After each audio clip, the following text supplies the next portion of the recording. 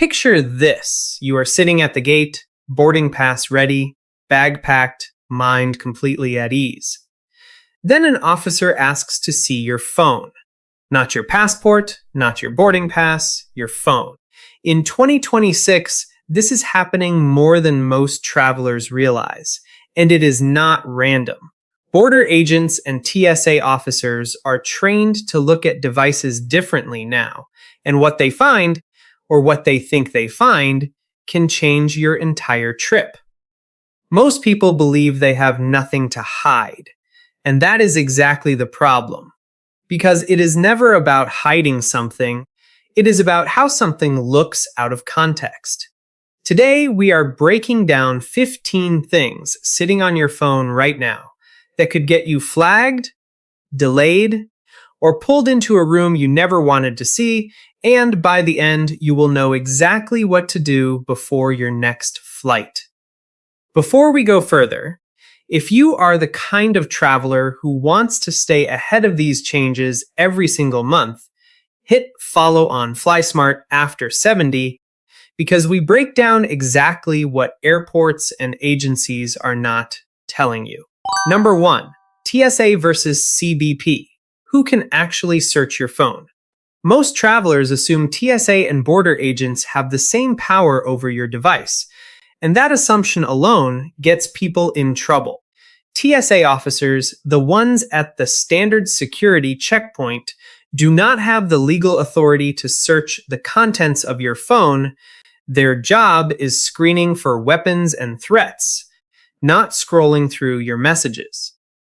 CBP, the agents you meet at international arrival or departure, especially at the border, operate under a completely different set of rules because the border is treated as its own legal zone, and inside that zone, your phone can be searched without a warrant. That means the moment you land internationally, or the moment you are flagged for secondary screening, the protections you assume you have at home simply do not apply the same way. Agents can request access simply as part of routine screening, and refusing does not always mean you walk away clean, especially if you are not a citizen. For US citizens, you cannot be denied entry for refusing, but your phone can be detained, sometimes for days. For visitors and green card holders, the situation is far more fragile, and refusal can lead to delays, denied entry, or extended questioning. So before you fly, know the difference. TSA cares about what you are carrying. CBP can care about everything you are carrying inside your phone. Number 2, delete political messages and controversial chats before flying. This is the one most Americans never think about, because at home, your opinions are yours, and no one is checking your group chat before you board a plane domestically. International travel changes that completely. Officers reviewing a phone are not reading for context, they are scanning for red flags. And a heated political debate, a joke that reads badly out of context, or a message expressing strong views on a sensitive topic can shift how an officer perceives you in seconds. This is not about being right or wrong, it is about how fast an assumption forms when a stranger is reading fragments of a conversation with no background. The most common mistake is leaving old arguments sitting in your messages, threads from months ago that you forgot even existed, filled with sarcasm that made sense to you and your friend, but sounds completely different to someone screening for threats. Group chats are especially risky because tone gets lost, and a joke among friends can look like something else entirely to someone who does not know your sense of humor. Before an international trip, go through your most active conversations and remove anything that could be misread if a stranger scrolled through it with zero context. Number 3, why deleting everything the night before your flight is a huge mistake. This one surprises people because it seems responsible. You clean your phone the night before you fly, feeling prepared, feeling smart. Except officers are trained to notice patterns, and a phone that looks recently and heavily deleted can raise more suspicion than a phone that simply looks normal. When an officer sees empty folders, missing months of messages, or an unusually fresh reset right before international travel, the natural question becomes, what were you trying to hide? And once that question forms, you are no longer being screened casually. The safest approach is not a dramatic wipe the night before, it is an ongoing habit, cleaning your phone regularly throughout the month so nothing about your device looks rushed or reactive. A phone with a normal, lived-in history, some old photos, some regular messages, some apps you clearly use daily reads as authentic, while a phone that looks scrubbed clean reads as prepared for inspection, and that is the opposite of what you want. If your phone suddenly looks empty the day before a flight, that gap itself becomes the story an officer builds around you. Clean early, clean often, and never let your last-minute cleanup become the reason someone looks twice. Number 4. Remove sensitive photos that could be misunderstood. Photos are the fastest way to create a wrong impression, because unlike text, there is no explaining a photo in the moment.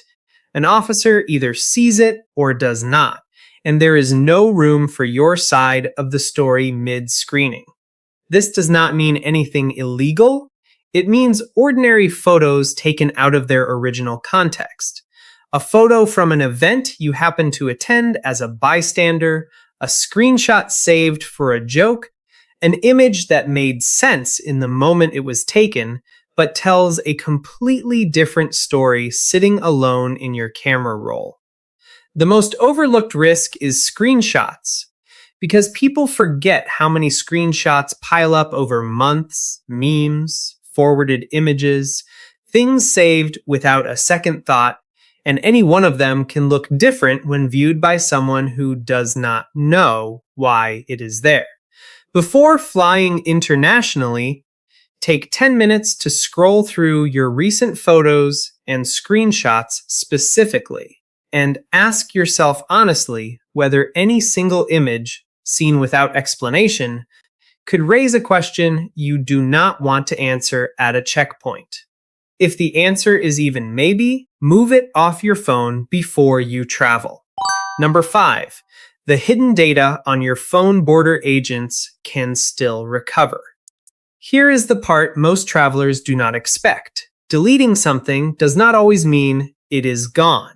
Many phones keep traces of deleted messages, photos, and app data in caches, backups, and temporary storage long after you think you removed them, and forensic tools used at some borders can recover far more than a casual delete accounts for. This means the person who deleted a message last week might still have it sitting somewhere on the device, recoverable by the right software. And assuming a simple delete is full protection is one of the most common mistakes travelers make.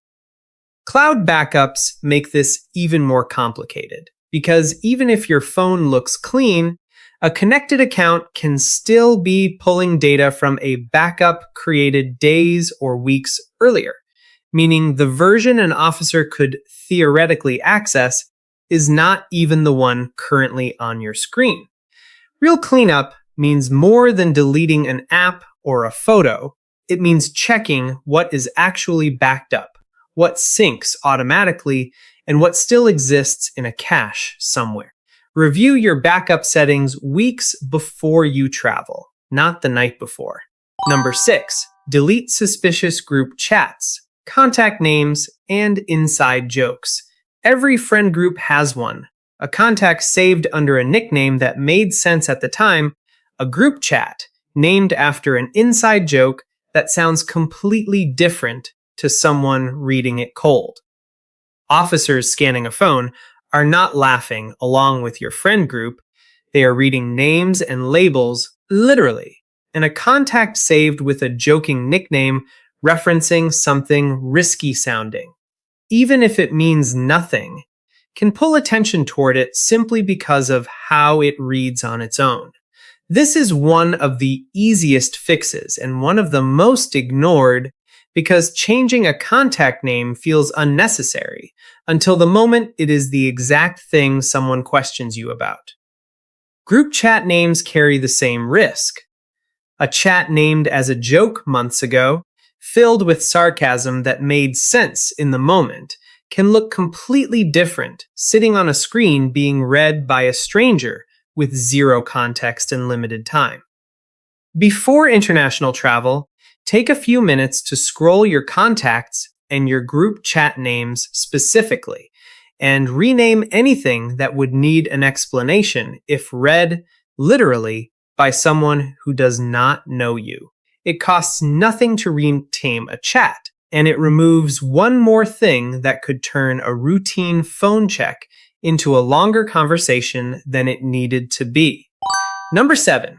The smartest travel phone setup frequent flyers use. People who travel often, the ones who fly monthly for work or pleasure, tend to set their phone up completely differently before international trips, and it is not paranoia, it is preparation. The most common setup among frequent flyers is keeping a clean, minimal home screen with only the apps needed for the actual trip visible and active, boarding passes, maps, translation tools, and nothing that invites unnecessary questions.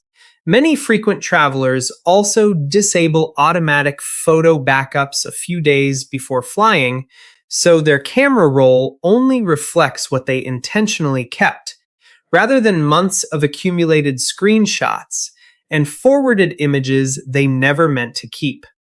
Another habit worth copying is logging out of apps that are not essential for the trip, banking apps, certain social platforms, anything that would prompt a login request during a screening rather than sitting logged in and ready to scroll. This is not about hiding anything. It is about presenting a phone that clearly matches the purpose of your trip. Travel documents, communication with family, maps. Nothing more, nothing that requires explanation. Frequent flyers treat their phone the same way they treat their carry-on, packed with only what serves the trip, and everything else left behind, or backed up somewhere else entirely. Number 8. Remove dating apps and high-risk apps before international travel. This one surprises a lot of travelers, because dating apps feel completely personal and unrelated to travel screening, yet in certain countries, the content and conversations inside these apps can create problems that have nothing to do with your actual reason for visiting. Some countries have strict laws around relationships, certain content, or behavior that is completely normal at home, but treated very differently elsewhere. And an app sitting on your phone, logged in and active, can become the center of a conversation you never expected to have. The same applies to certain high-risk apps, ones tied to specific communities, certain lifestyle content, or anything that could be interpreted very differently depending on the country you are entering. It is not about judgment. It is about the simple fact that laws and cultural expectations vary enormously, and what feels harmless in one place can create real complications in another. Before an international trip, especially to a country with stricter social laws, review which apps are installed and logged in, and consider logging out or temporarily removing anything not essential to the actual purpose of your visit. A few minutes of cleanup here can prevent a conversation you did not plan for and did not want to have standing in a screening line. Number 9. What to say if an officer asks you to unlock your device. This moment catches people off guard because it feels sudden and most travelers have never rehearsed what to actually say. The most important thing to know is that staying calm and polite matters far more than being clever or defensive, because tone shapes how the rest of the interaction goes. If asked to unlock your device, you are allowed to ask clarifying questions, such as whether this is a request or a requirement, and whether you are free to decline. Because for US citizens, refusal cannot be used to deny entry, though it can lead to your device being held temporarily. If you are not a citizen, the situation is different, and refusal carries more weight, so understanding your specific status before you travel matters more than any clever answer in the moment.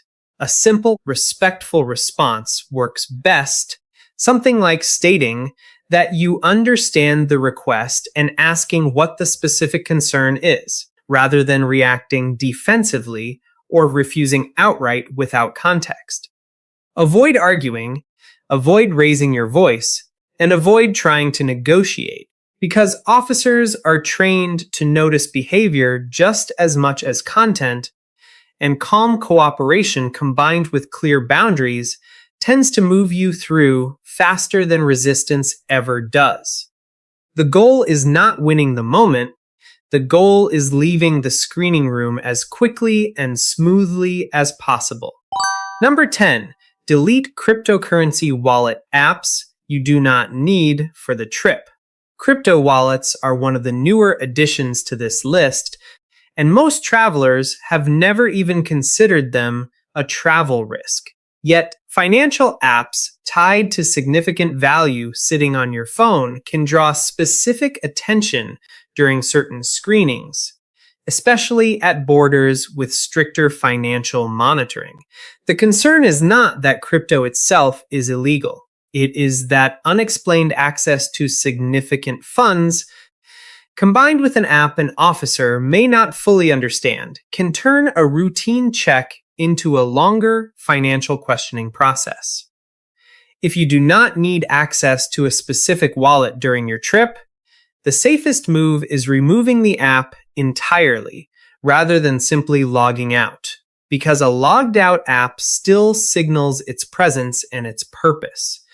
For travelers who do need access while abroad, keeping balances visible only through a secondary, less prominent method, and avoiding large visible transaction histories on the main screen reduces the chance of the app becoming a focal point. This is simply about minimizing anything on your phone that requires a longer explanation than a screening officer has time for, and a crypto wallet, however legitimate, often requires exactly that kind of explanation.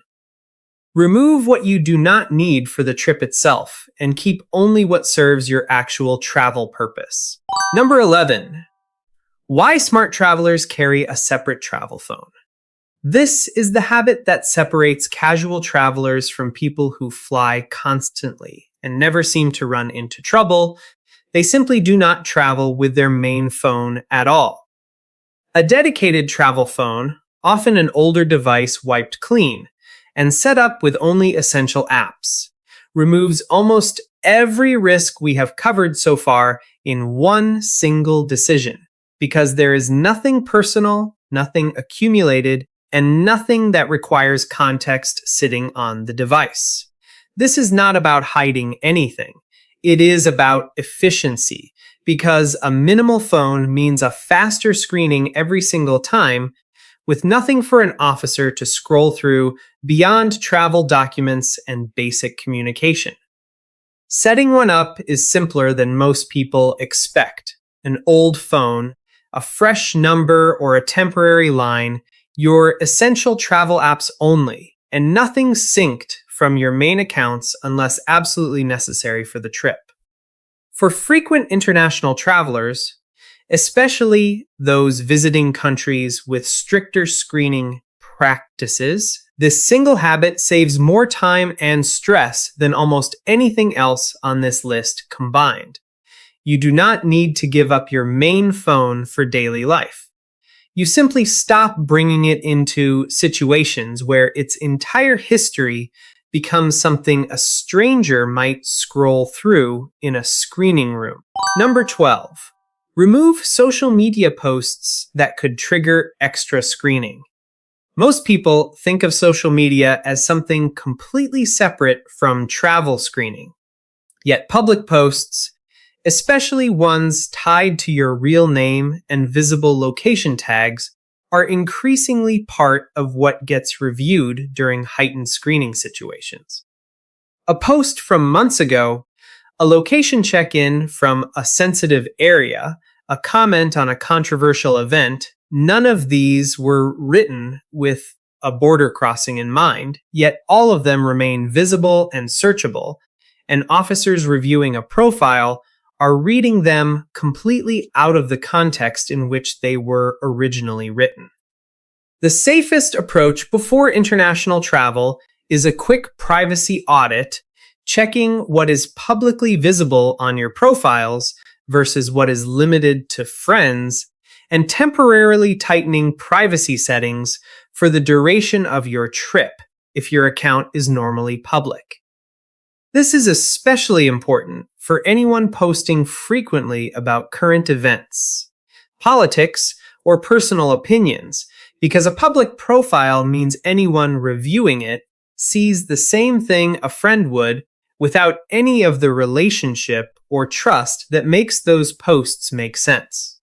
A few minutes adjusting your privacy settings before you fly can prevent months of old posts from becoming the unexpected center of attention during a screening you expected to be routine. Number 13. Factory reset versus selective cleanup. Which is actually safer? This is a debate frequent travelers have constantly, and the honest answer depends entirely on your situation because both options carry real trade-offs. A full factory reset gives you the cleanest possible phone. Nothing to find because nothing remains. Yet, as we covered earlier, a phone that looks freshly wiped right before international travel can itself raise questions, especially if it looks unusually bare compared to a normal daily use device. Selective cleanup, removing specific apps, messages, and photos while keeping your phone looking naturally used, tends to be the safer middle ground for most travelers, because it removes the specific risks without creating the suspicious appearance of a phone with no history at all.